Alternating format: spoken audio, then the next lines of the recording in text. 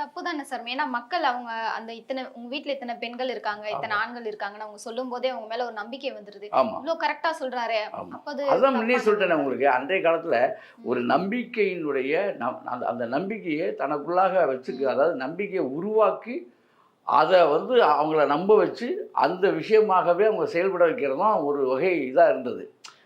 தனக்கு ஒரு அதான் சொன்னேனே, அதாவது எல்லாரும் அப்படி அல்ல.